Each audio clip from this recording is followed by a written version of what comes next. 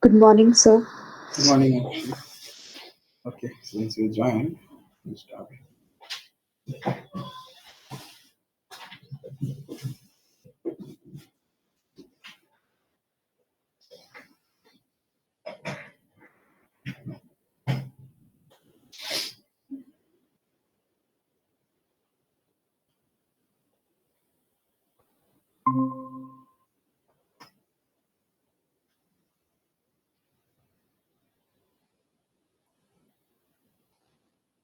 Okay, so I think we stopped here, right? We are talking about the limitation of Hartree-Fock method. Okay, there are two type of limitations. One is the the accuracy of Hartree-Fock theory or Hartree-Fock result near equilibrium, and second type of limitations was the inability of describing bond dissociation, right? So let me start again. So what we got here is we we took we expand our spin orbital as space orbital. So we like AI of R1 alpha omega, and then another one beta omega, right? So each spin orbitals were divided into two parts, two spatial orbitals, right? So after solving that, we got the equation. We got this equation Fc equal to Sce, and then after solving this in the molecular orbital basis, what is molecular orbital basis? Is written any function as a linear combination of C mu I phi mu, right? Mu equal to 1 to number of the basis functions you have taken. Okay. So after solving this, we got set of psi I, and then you follow the above principle to fill up the electrons. So for n electrons, if n is even number, then we are in safer side. So we have a energy levels or orbitals. These are labeled as orbital energy, epsilon 1, epsilon 2, and so on. And then you fill up your electrons, two electrons in one of the space orbitals, right? Because one space orbital can accommodate two electrons, one with alpha spin, one with beta spin. So if your number of electrons are even, then we have no issues, we get this. And then we said that this is not really a correct description. That is two part. One is based on single determinant wave function.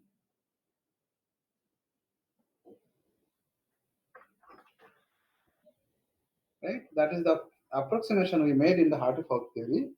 Why this is not accurate? This cannot be accurate because the single determinant wave function is appropriate when the electrons do not interact with each other. Electrons are separable. There is no Coulomb term, only kinetic energy and electron nuclear attraction terms.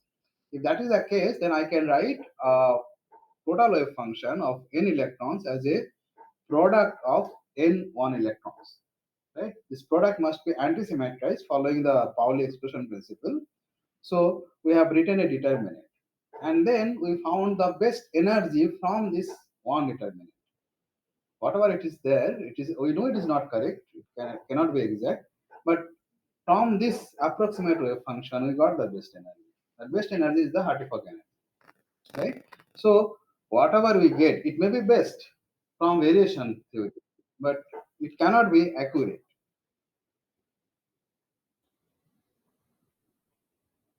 Yeah. So it is the best description of n electron within variation approach within the single particle approximation. And second was this guy. We are restricting electrons, two electrons to occupy the same orbitals, right? But you now let us stay way back and think what is missing here. So your Hamiltonian, electronic Hamiltonian, if you remember, this is sum over of kinetic energy minus half, right, of each electron, and then you have Z by R capital, I mean, whatever you write. This was R of I alpha. I had run over alpha and I have run over I. And then you had this 1 by R I J, sum over of I greater than J or less than J to avoid the double counting. Now what happens if we have two electrons occupying same space orbital? Think about this. We have two electrons, both electrons has the distance R1 from some center. Right. So it means that two electrons can occupy same position. But look at this. If two electrons are occupying same position, that means Rij equal to 0. Right? When Ri is equal to 0, we have 1 by 0. We have infinity. In mathematics, this is called singularity. Whenever your function gets infinity, at certain point, it's singularity. So we encounter singularity. So obviously, this cannot be a correct description. Right? You see, if two electrons have opposite spin anyway, for example, this electron and this electron, their same spin, they cannot occupy in a single orbital, single space orbital. So the limitation or the compulsion that two electrons having same spin cannot occupy in the same space is taken care of in the Hartree-Fock theory, right? This hole is called, this is a hole kind of like if you imagine there's an electron and surrounding it there's a hole, and this hole, this gap only can filled by another electron with same spin. So moment it approaching there, it falls, function become vanished. You see, whenever this Hamiltonian become infinity, the only way to get acceptable solution, that function must vanish. Hamiltonian cannot be infinity, right? So if you have infinity by some certain condition mathematically, how to cover up that? To cover up that, your function must be 0. So anything like infinity multiplied by 0 is 0. We don't lose anything, right? We don't lose the physical significance of equation. So that's taken care of. So if two electrons having a same spin, the function become automatically 0. That we have seen in the Slater determinant. Two functions same spin means two columns are same. When two columns are same, the function becomes 0, determinant becomes 0. So that is already taken care of. In the Hartree-Fock theory, what is the limitation here is this guy. In terms of Coulomb theory, two electrons cannot occupy same space. Hartree-Fock does not include that Coulomb pole. So whenever one electron see another electron, irrespective of their spin, the moment it approaching to that electron, the wave function must become 0, must vanish. It does not vanish in Hartree-Fock theory. Okay, so this is called Coulomb holes. We have two holes. One is Fermi holes, and the second is we have one is called Fermi hole. Second is called Coulomb hole. Right. So exact theory or more accurate theory, or wherever you are going to make a theory that will improve this result, must take care of this Coulomb pole. We have to do something so that two electrons cannot occupy same space, right? All the calculations that do, all the many-body theory that we have developed, uh, will uh, will correct this Coulomb pole contribution. Okay, so that's all about it. Now let us do two more things. We got, so what we got from our final description, we got this equation Fc equal to Sc, right? From what is E?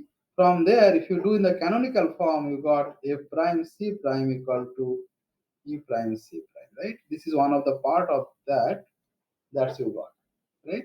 And if you remember, let us go back. I don't want to write it. We solve this by this part, right? This we have defined somewhere this the density matrix. Okay, what is density matrix? This is equal to 2 of C. C, what is C? C is the coefficient matrix, right? So from solving this equation, we got coefficient matrix. From the coefficient matrix, we got density matrix, what we have written as P mu nu equal to sum over of mu, sum over of nu. No, this cannot be sum over of mu nu because I have something else. So this is sum over of I. That's all we have done. It was 2c mu I star 2 mu I. This is how we defined the density matrix, right? Let me see. I hope I have written like that. Yeah, this was like A. Instead of A, I'm writing I. So that should not be a problem. So that's how we have defined the density matrix, right? So from C, we construct the density matrix, and using this density matrix, we again reconstruct the Fock matrix. We keep on doing it until two successive density matrix converts, right? So from that, now let us write the energy expression. What is Hartree-Fock energy? This was 2 into sum over of A HA, right? This is A learned from 1 to n by 2 plus the K term to JAB plus or minus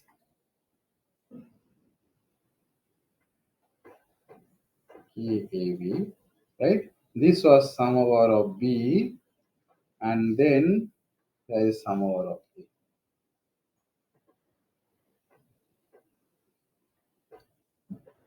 A, right? What is the orbital energy? Orbital energy found something like this.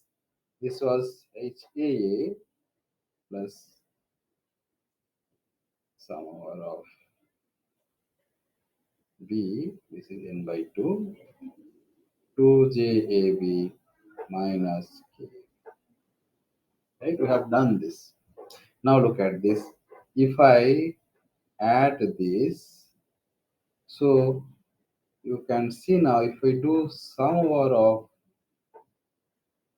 epsilon A, what do we get? We get sum over of A is A plus A n by 2. All are n by 2 because we are talking of space orbital. B is also n by 2, 2JB minus, right?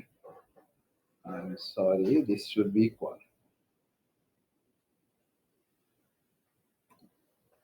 What I have done, just sum over this. Now look at this. Therefore, I can write E of HF equal to, if I add this, you see what I get here, I can write A n by 2 HAA plus, I am splitting this term 2 as 1 1. So this is A by 2,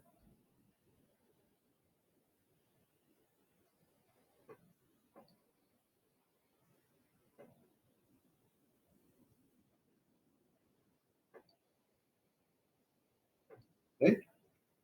Now you see what I meant here. This is equal to sum over of A n by 2. I can write H A plus epsilon, right? I wanted to write E Hartree-Fock in terms of orbital energy. So I got the very clear expression for this,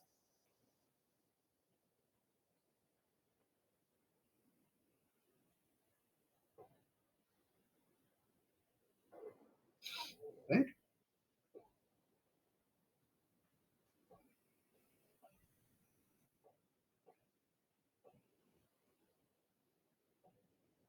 Okay. What is epsilon A? Epsilon A we got as P mu F mu A.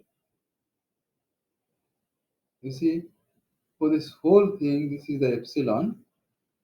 It's probably did not write it, no matter. So this will be also written. The Fock operator can be written the in terms of the density matrix. Yeah, you see, this is the Fock operator. Epsilon is the eigenvalue of Fock operator, right? So I can write this in terms of Fock operator, in terms of density matrix, right? So this we find, this is E. You can iterate this value for solution. Instead of getting P mu nu consistent, you can also find consistence of E Hartree-Fock theory. Basically, you solve the Hartree-Fock theory, and every time, instead of checking whether two density matrix converge or not, you can check whether Hartree-Fock energy converts or not. Right? If you run any of the packages, any of the calculations using Hartree-Fock theory, you can find that after every iteration, they're printing this Hartree-Fock energy. Okay. A Gaussian does not print unless you are asking to print. A Moksha and all, they are using games. Games prints. After every iteration, this will printing how much energy is there, escape energy is there. Okay. So just to tell you that this is basically same. Instead of making convergence over the density matrix, you can also make the convergence over the Hartree-Fock energy. So from there, what we got? We got Hartree-Fock energy, E Hartree-Fock, and psi. I'm sorry, this is psi j.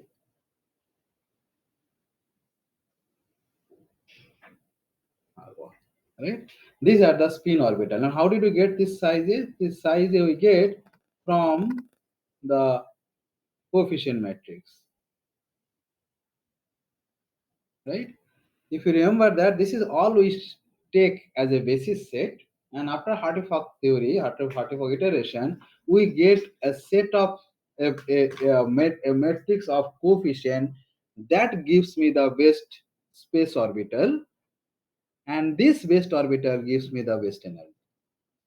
If you line think in terms in a single line, what is Hartree-Fock theory? It's to get the best energy from a single determinant using variation theory. What is the variation parameter? Your variation parameter is this one, right? You take a set of known atomic orbitals. From that, construct a molecular orbital. This molecular orbital will give you the expectation values of this guy.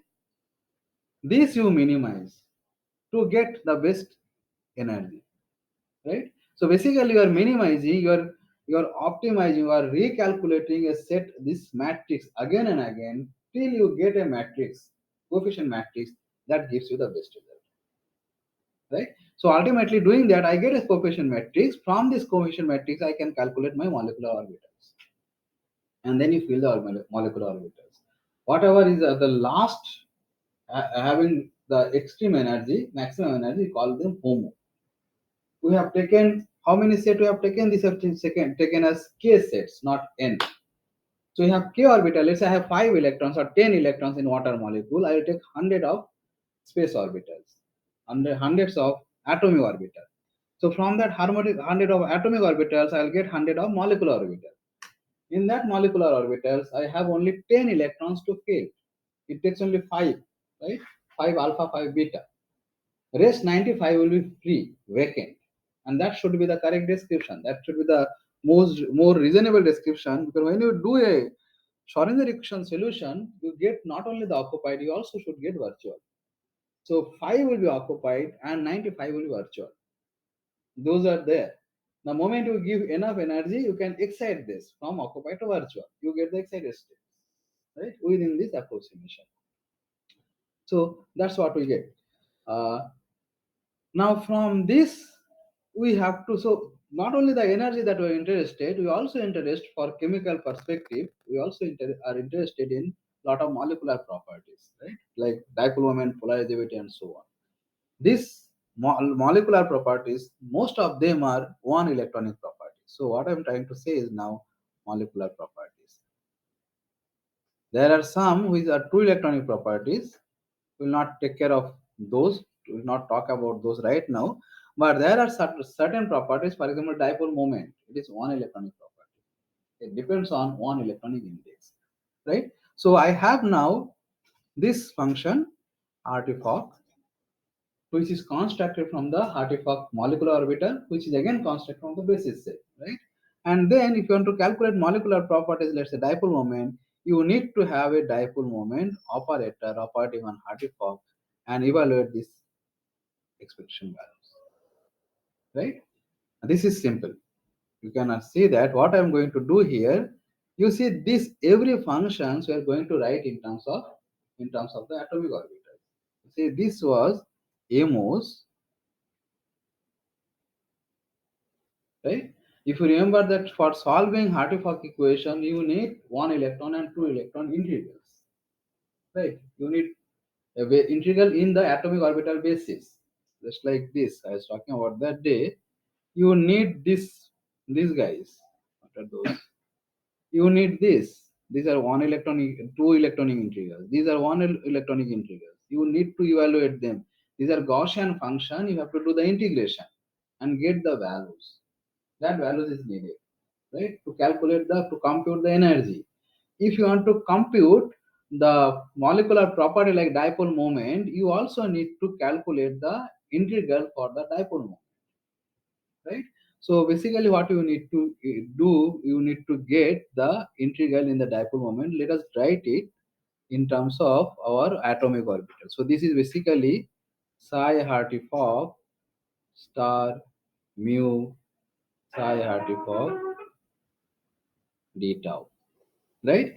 D tau will have, I'll write in explicitly, this will have the index for electron 1.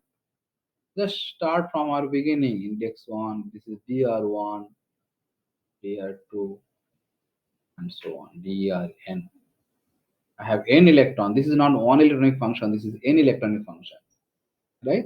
Now if you write this, expand this, I get integration of sum over of mu. No, let us not write, let us write some other index. Doesn't matter if I write mu. I will write as sum over of mu phi. No, before that, let us discuss this. You see, this is n electronic functions, right? This is also an electronic function. But this guy is just one electronic operator, right? Now, if you remember, when we start our Hartree-Fock theory description, one electronic operator, expectation values of one electronic operator with any electronic function is equal to sum of one electronic expectation values, right? If that's how we have started, I don't think I have those thing here. You see, this H was one electronic operator, right? Somewhere here. This H was one electronic operator. When you expand this, what you get? You get sum over I equal to 1 to n, each one electronic function, right?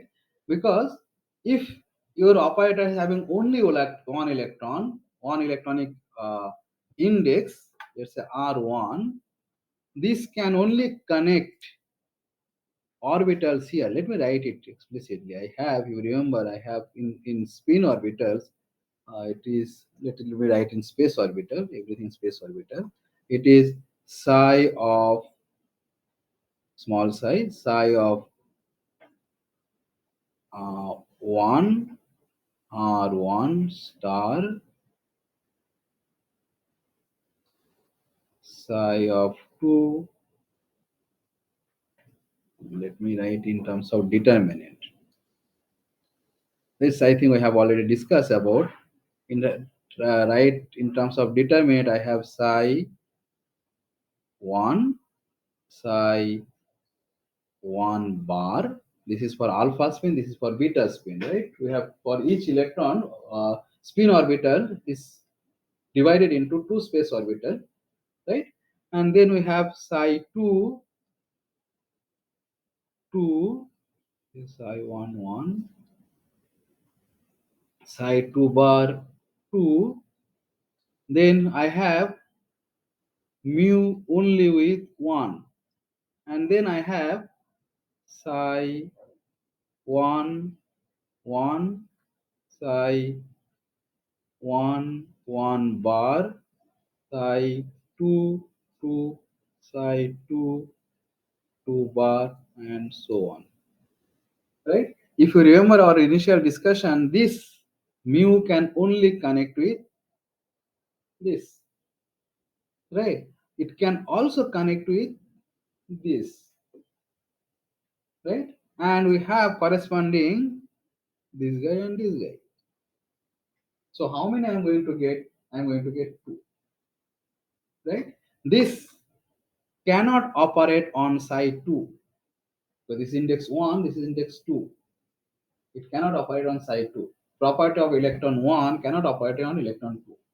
This will give me 0. If H is mu is 2, then it can only operate on side 2.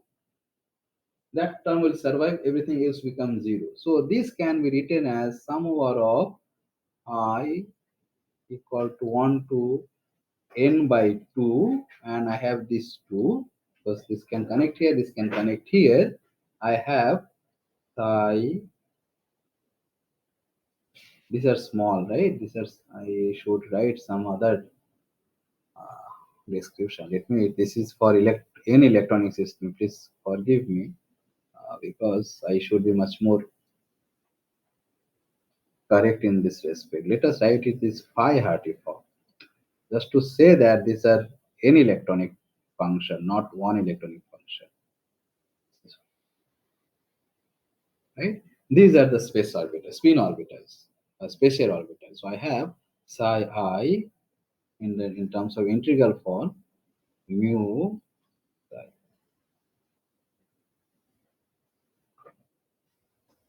That's what we have. Right? Now let us expand this in terms of, I want to 110 by 2 in terms of atomic orbital. What is this? This is, if you remember, this is mu equal to 1 to number of basis function we have taken, right? That we have taken, let's say k, c, mu, I star. Similarly, I can expand this one. I have another, let me write is nu equal to 1 to k, c nu I, and then you get as phi of mu h phi. That's all, right? Now see this you have, sorry, this is not h, this must be mu. This you have to evaluate, this you have to calculate, just like you have calculated one electron integrals and two electron. We don't need to do anymore, because there are people who have done this, calculated this uh, integrals in Gaussian functions, and those are there. Most of the packages you can find out. You can also print their values. If you want to write your own program, you can get these integrals from those packages. Those are free. You have to just print them and read your integrals, this value to your code. Now, what my point is, this let us rewrite it in little bit of different way. I'll write this as I'll write this as I equal to 1 to n by 2. I get this 2.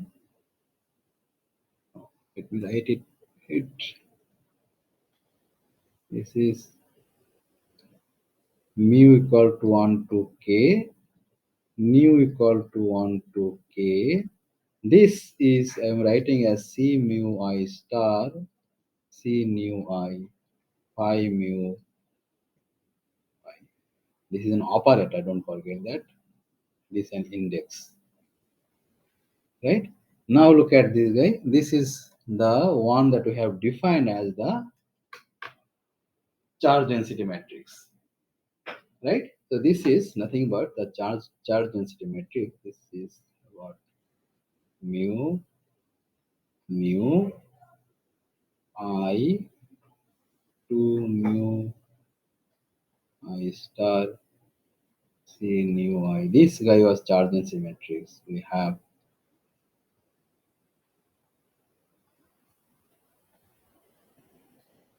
this is p mu nu, right? This is mu. This is p mu nu,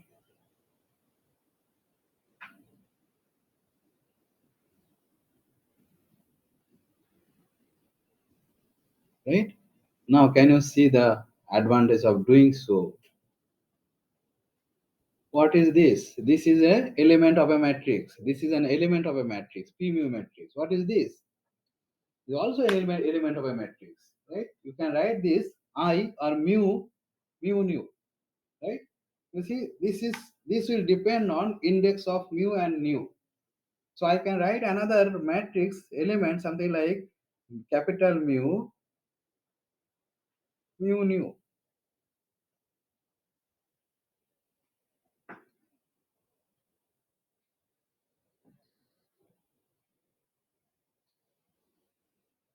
right? What is this? This is just the sum over of mu nu, p mu nu, mu,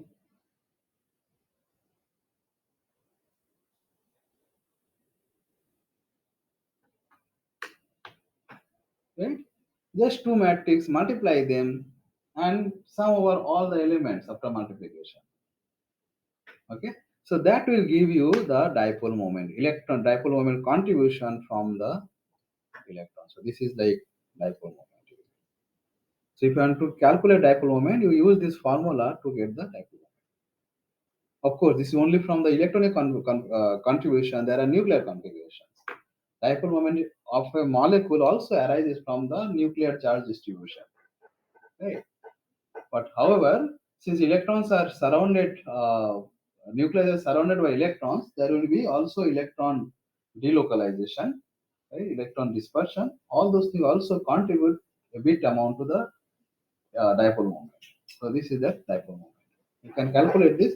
You have to, so total dipole moment from a Hartree-Fock theory, you can just get this equal to this guy, mu nu p mu nu, and this phi mu plus z into E, the electronic charge, that let's say I divided by R, right? This R is the distance of that particular atom from the center, right? That will contribute how much dipole moment you get because of presence of that particular atom. Let me give an example. I have this water molecule. If you want to calculate dipole moment, there are two parts. One part dipole moment arises because of charge distribution, dispersion between oxygen 8 and this 2. That's what the major contributing term, we write like this. But dipole moment also be there because of electron distribution over this molecule. If oxygen has more electron, it will contribute the dipole moment, right? For example, if I have this guy,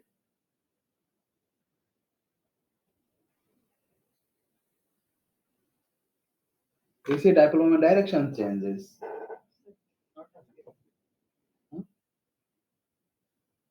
it goes out of the. Okay, so for example, if I write this guy, you see similar thing, right? But what will happen here? Chlorine will attract electron density towards itself. The charge density will changes, and you get a different amount of dipole. Here, the dipole contribution from electrons will be more, will increase, right? It will change. So that's how you get the molecular property. We so that's all we have now. Can we? So that's all. Now let us talk about the atomic charges. One small part left,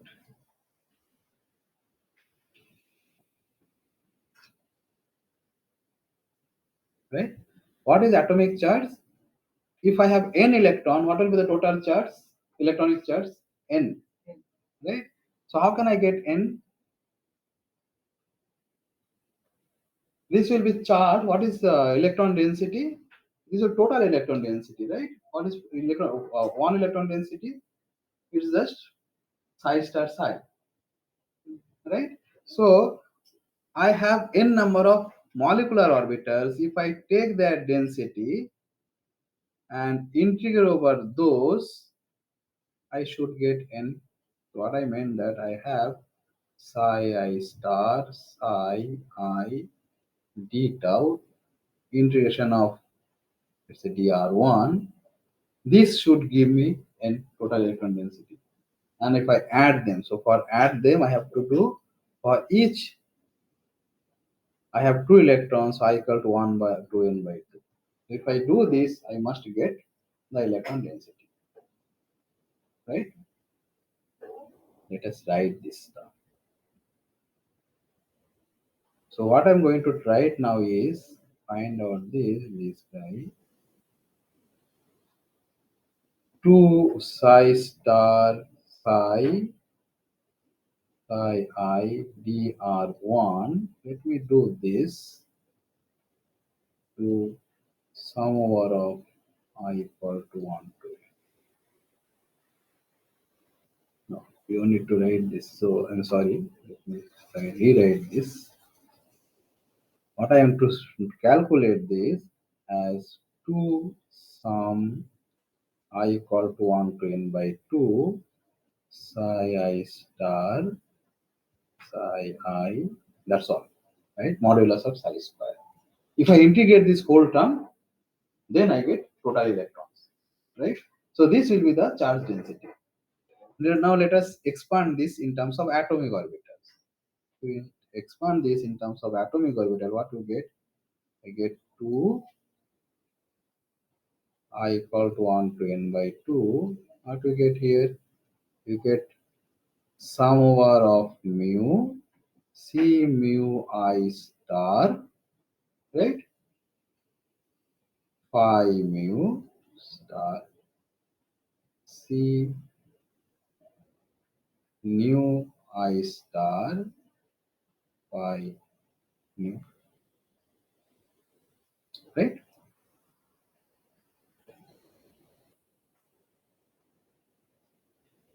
What you get here?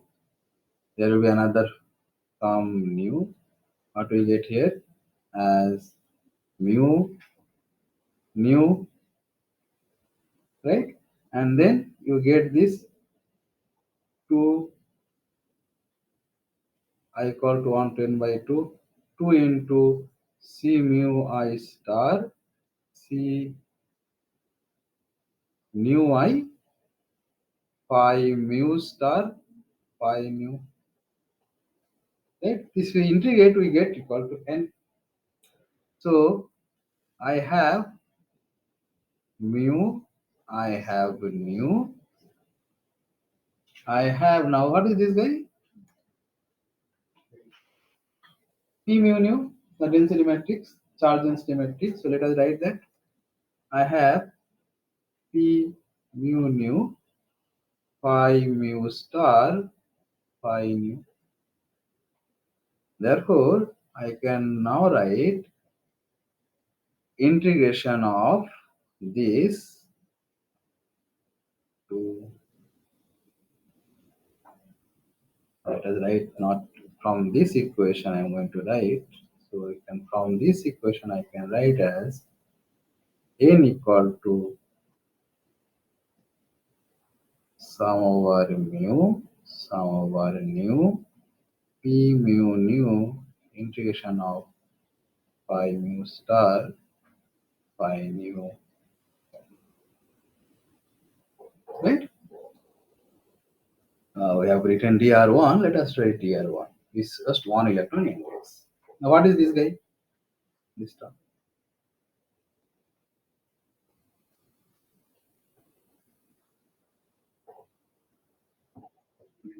This is the overlap of atomic orbitals, right? We have done the overlap matrix. S mu nu, right? Overlap matrix is symmetric. Just like phi star, phi mu star, phi nu can be written as its Hermitian conjugate. That's same, right? So this can we'll write this as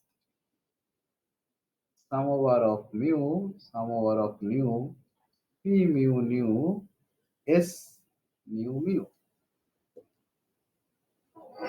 right? Overlap between mu and nu must be same as overlap between mu and nu.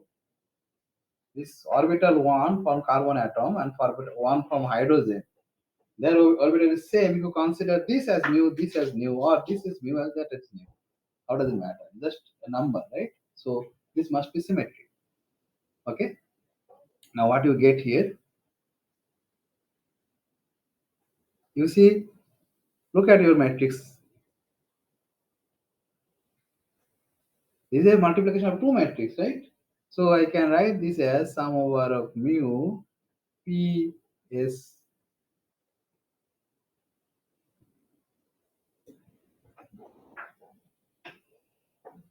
I have summed over new index just to get this.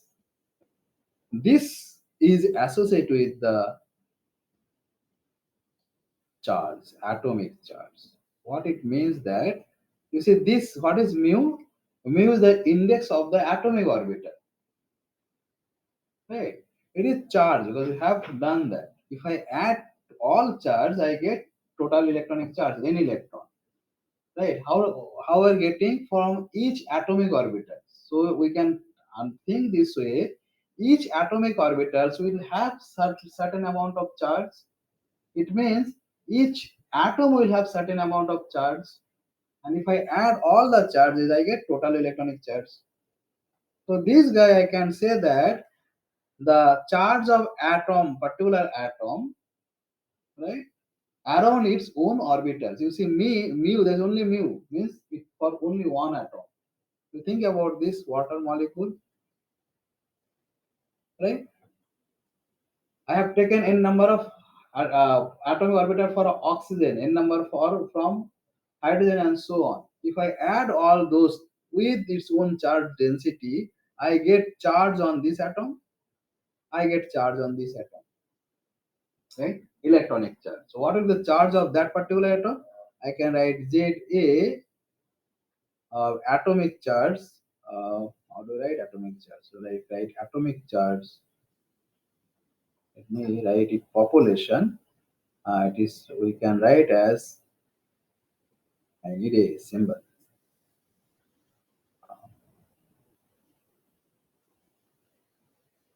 Like let us write population of A is equal to, it will have its nuclear charge minus the electronic charge that comes from this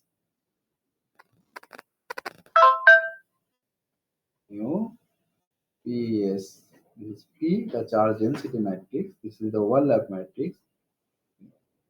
This is called the Mulliken population analysis.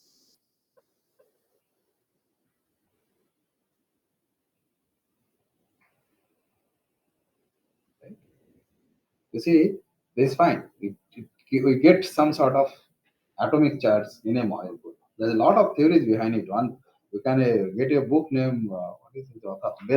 Weather's atomic molecule analysis, and also there is a book by B.M. Dev.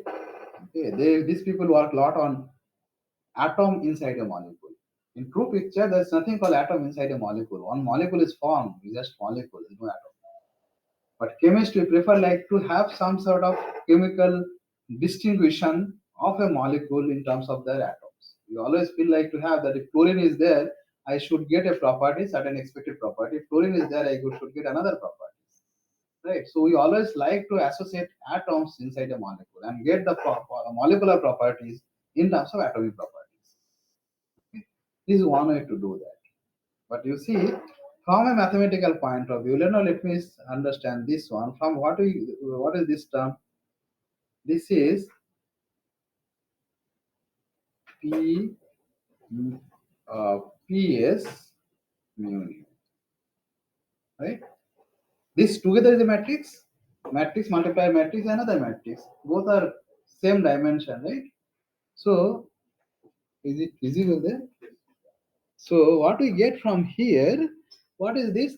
These are the, let's say I have a matrix. This is 2 PS matrix. As first element will be PS1, then 1 1, PS1 2, and so on. PS2 1, PS2 2, and so on. This matrix we get. But what summing up? We're summing up only over mu. We are taking only the mu, right? So we're taking the sum of only the diagonal elements. What is the diagonal element? Sum of diagonal elements is called trace, not character. It is also a trace, right? It's a trace of a matrix. So this is basically the trace of this matrix, right? Now there's a property of trace that if I have a matrix A and B, if I take that trace, this is same as trace of B. You can verify that all linear equation, linear algebra you're talking about, the best way to understand, learn about them, that take a small matrix, verify that your theory is correct, right? Unless you do that, it's impossible to understand. Very small 3 by 3 matrix you take and do this. 1 3 by 3 matrix for A, 1 3 by 3 matrix for B, find the trace AB, find AB, take the trace, and then find BA, take the trace. You should get same results. Now, what comes here? Let us write this. Let us do little bit of algebra with this. What is I have? I have trace of PS, right? This I'll write little bit tricky way.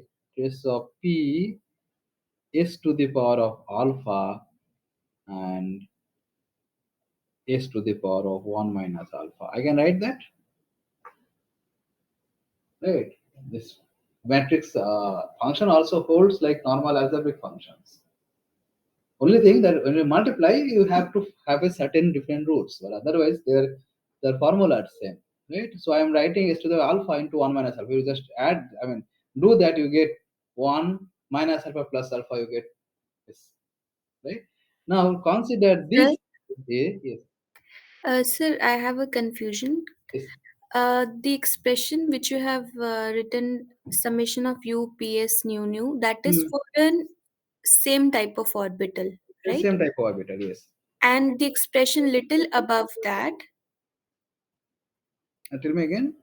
the expression little above that, This one, nu v, yes, this one, no, above it, this one. yes, Yes, this would be for a molecule with two different atoms, right? A diatomic molecule. yes. This not a diatomic molecule. It can be any molecule, any atomic molecule, Hmm.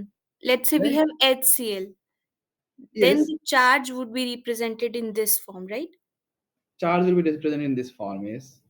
Okay. But for H2, that can be expressed the for the next expression in that No, form. no, no, no. For this one, this and this are exactly same. Hmm. They are not. There's no difference. What I have done here, you see, you look at this P mu nu S nu mu. Hmm.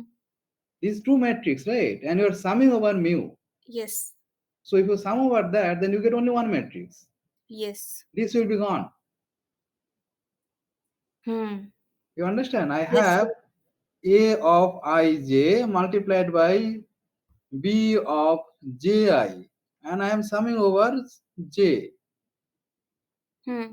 If you do that, then you what you get? You get AB that will have only index of I, II. I come yes, from here, yes. I come from here. J I have summed over.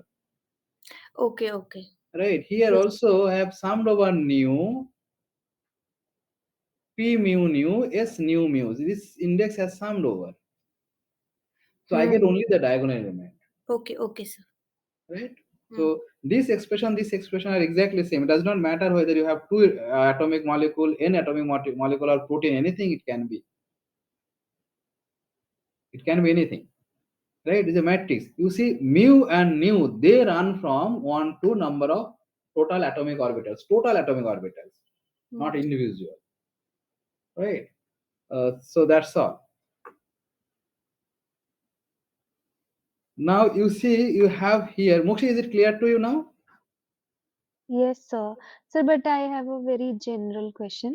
Hmm. Hmm. Uh, Sir, like in thermal density matrix, the Hmm. project which I am currently doing, we Hmm. always talk about trace a lot. So, Talk what about is the trace?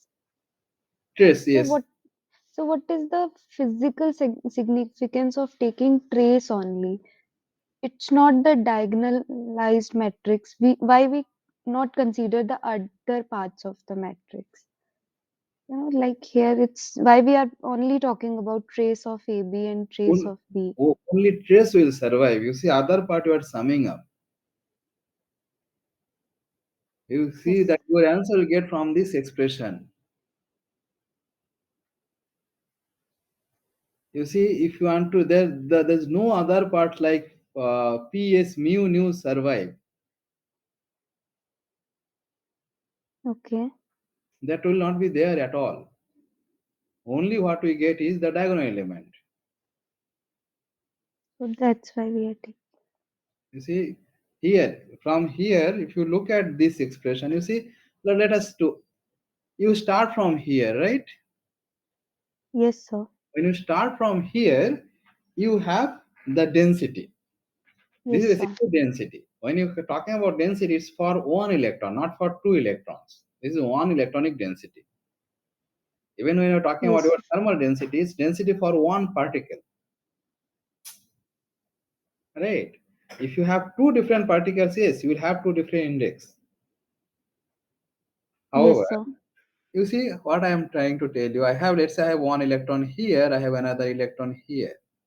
If I want to calculate the density at this point because of this electron, then the information about this electron or interaction of this electron and this electron will be summed up, and I get only for that point.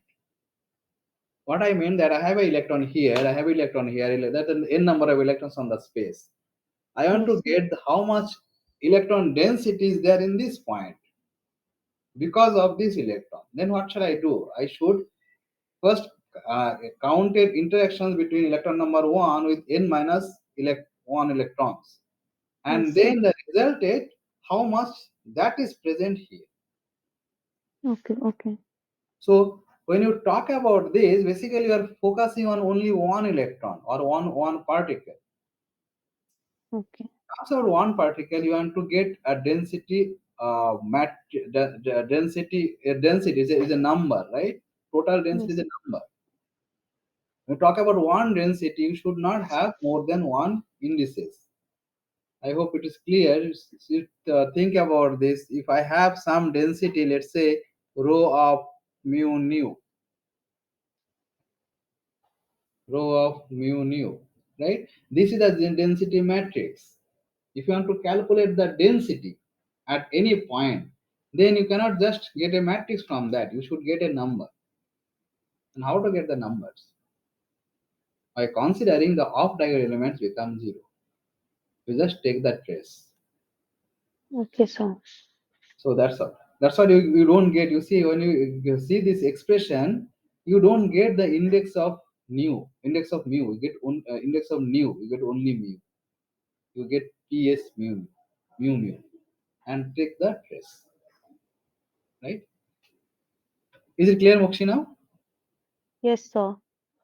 Now you see, I have written this whole thing in terms of as a multiplication of these two, BA, like I am writing PS as PS to the power alpha into S into 1 minus alpha, right? And from this rule, I can write this is equal to trace of, now this is my BA, this is my B. I can write S of 1 minus alpha PS,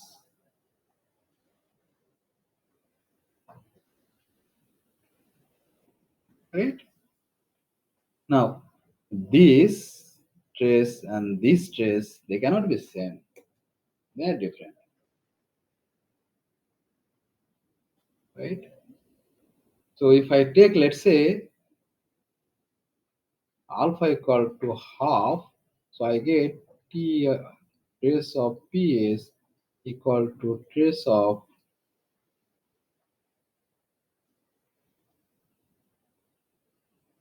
what is that? S half P S of half. You see that total trace is same because total you will get a number of electrons. That is fine. You are going to get total in number of electrons. But each element of these, or rather elements of these and element of these, they are not same. They will be different. Right? So it means that the population you get is not unique. Total trace is same. Total trace is the number of electron n. That will be always same. But on each atom, they are not same. Right? On each mu, they are not same. So that's why you don't get a unique way. There is no unique population analysis. If you just take this one, this is called Mulliken. If you take this one, so I mean, if I write something like population of atom, population on A, I am writing Z of A minus mu trace of, what is I have written here? Mu PS, not trace.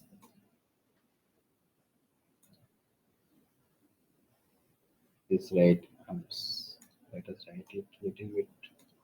S to the power of half P S to the power half. If you take this is called Lobdin population.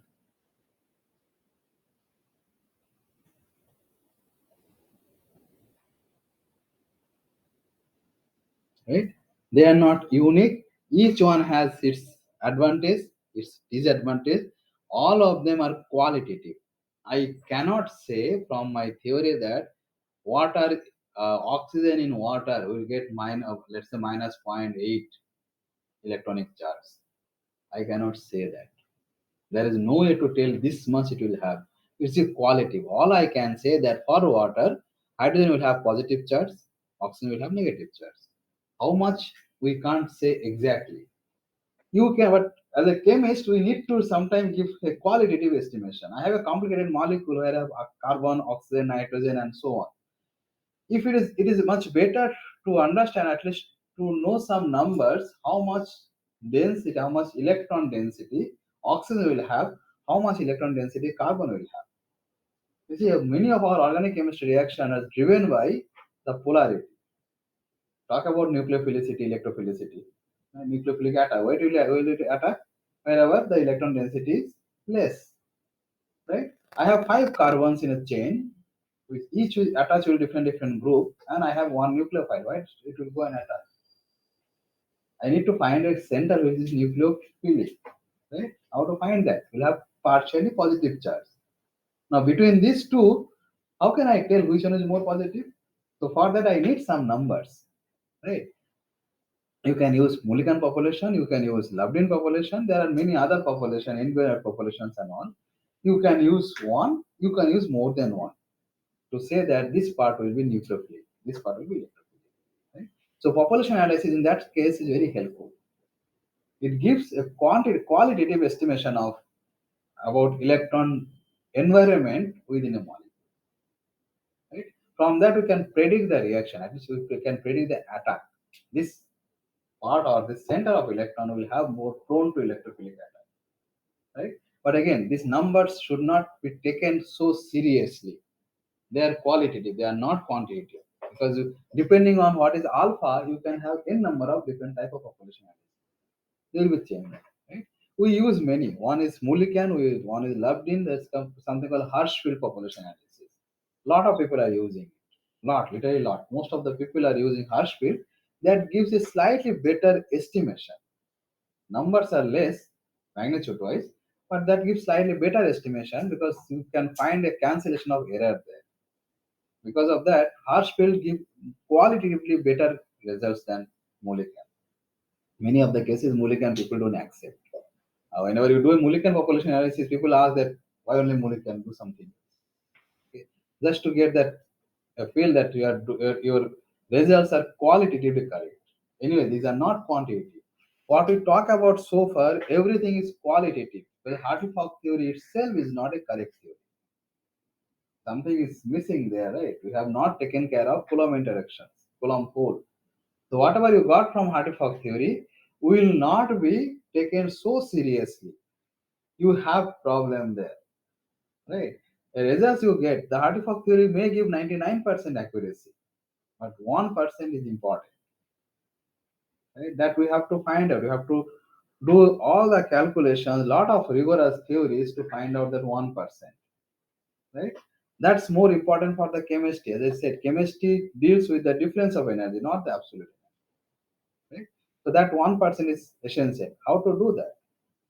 So for that, you have to calculate the whole molecule and subtract the energy that you got from Hartree-Fock. This energy is called correlation, right? You have to now go for the correlation theories. What is the correlation? The interactions between electrons that is neglected in Hartree-Fock. You see, Hartree-Fock we did not neglect interactions between electrons totally. We have taken care of that. Whatever left out is the correlation. We have to take care of that also, right? It's like if you want to calculate the exact weight of a container in a ship, then what you do? In normal life, we take the container and measure the weight. In quantum chemistry, you have to calculate the whole container, whole ship, and then without ship, container without with container, subtract it. That's the only way we can find out. Okay, so we have to move for the correlation theory.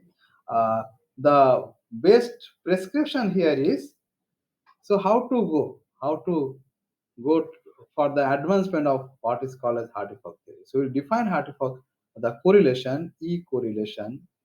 This definition is again because of Lubdin equal to E of exact energy minus E of Hartree-Fock. Right? Whatever is missing in Hartree-Fock theory, we write them as correlation. What is exact? This is we know something is exist exactly, but we can't really find them. Whatever theory we do beyond Hartree-Fock, we consider that's an exact. And then the correlation energy will be correlation energy for that particular method. That's all about it. Right? We can never find E exact. There's many electronic problem. The idea start from that it is not exactly solvable. Okay? So I'll just give a brief introduction to correlation method before starting that in the next class. How to get it? So all you have is psi Hartree-Fock. Keep in your mind when you write or talk about psi Hartree-Fock, you should always keep in mind this is a determinate formed from n orbitals, and those orbitals are obtained by solving a nonlinear equation, right? If Fc equal to Sc. Right? This thing you should always strike your code that this is a determinant, right? In the space orbital, you solve from Fc equal to Sc, or you get from spin orbitals. These are having n electrons. And whenever you say about it, there are also n number of, I mean k minus n number of orbitals left vacant. Right? These are any electronic problem, many electronic wave function. These are not single electronic wave function. This is determined from product of anti-symmetrized product of n one electronic wave functions. Right. So that must be there.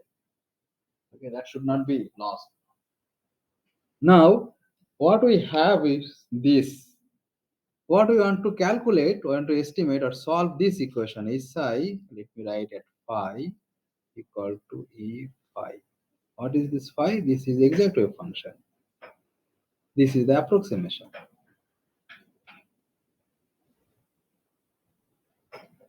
Right? I have a function which is approximate, and I have a function which is exact, which is anyway can it's not known.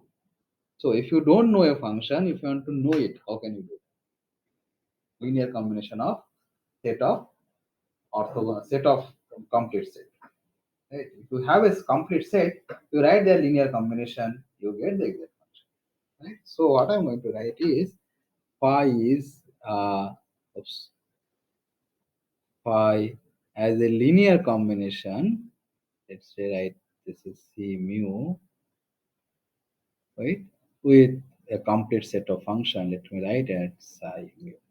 Mu equal to 1 to, if it's complete set, it must be 1 to infinity, right? But that's the problem. For finite calculations, we cannot take 1 to infinity. Infinity cannot deal with. So how to do that? How to take care of that? Take a large number, right? Let's say taking a large number of k. What is this? These are the uh, phi mu is a set of, you see, n electronic function.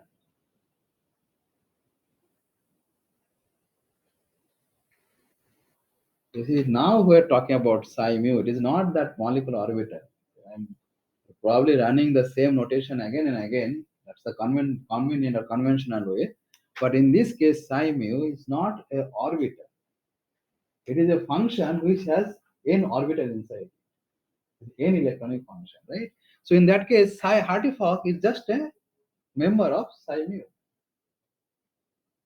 Do you understand? This is little bit, you have to get this inside. I am writing exact wave function for n electronic system, right? So my set will also be the n electronic set. Each member of that set must be an n electronic wave function. Now, how to get it n electronic wave function? By taking product of n number of one electronic wave function. Right? When you wrote Hartree-Fock determinant, how did you write? By a anti-symmetrized product from one electronic wave function. One way you take product, you take another type of products, right? You get another n electronic wave function and take their linear combination. You get the exact wave function, right? Next question is how to get this. I got an Hartree-Fock. I got an Hartree-Fock wave function. I want to get another n electronic wave function. How to get that?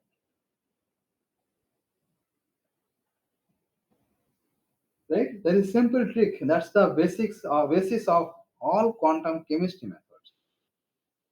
Right? You see, the all n electronic wave functions must be constructed from one electronic wave function. The best one is the Hartree-Fock. I don't need to take the best one. I take the other one, which is not best. Right? I will construct my set through that. What I meant that, let us write. So with this, I'll stop. I'll just pictorially write. Let's say I have done Hartree-Fock theory with k number of atomic orbital bases. Right? When you do that, you get k number of MOs, and then you fill your electrons. How many orbitals I have? Space orbitals. I have 1, 2, 3. Right? So I have my Hartree-Fock determinant will be, let me write, this is 1, 2, 3. Hartree-Fock determinant will be phi of 1, phi 1 bar, phi 2, phi 2 bar, phi 3, phi 3 y. I have 6 electrons. I have, this is the Hartree-Fock determinant, right? This is the best one. If I don't want to get best one, I get some other one. How can I take? Instead of taking this guy, you take this guy from here. So I can get always another function like phi 1 bar, phi 2 bar, phi 3 and phi 4 bar.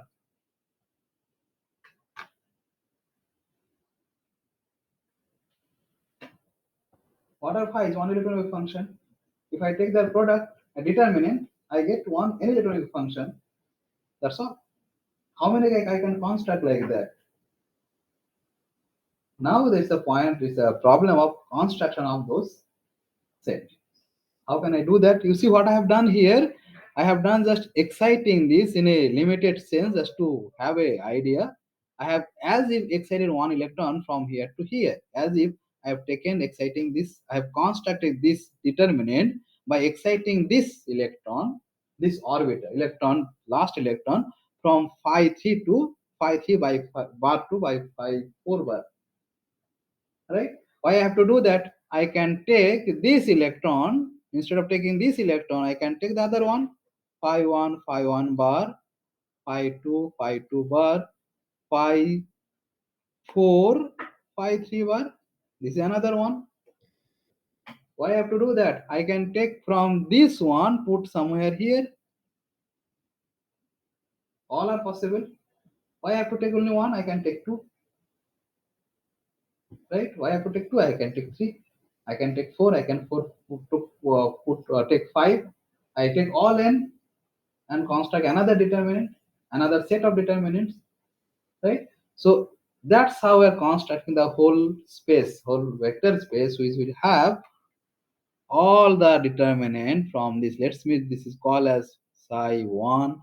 I'll call this as psi 2. I call this as psi 3, and so on, right? And take linear combination of all those three to construct phi, right? You see, if I take now what I'm doing here from Hartree-Fock itself, I am doing. What is the advantage? You see, I don't need to do Hartree-Fock theory for construction. That I don't need to get the base determinant. I can take any set of one electronic function and construct this way. You can still get any electronic exact wave function. That is still CA.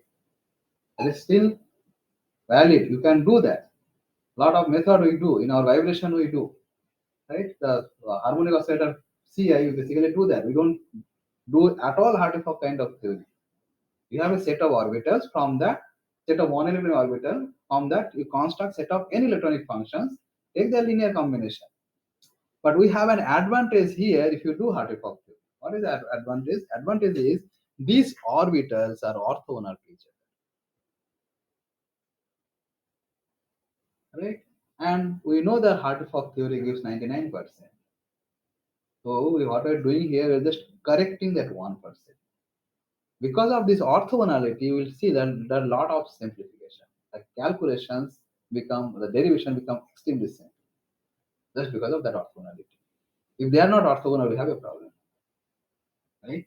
So this method that just now I gave an introduction is called configuration interactions method. I'll talk in details in the next class.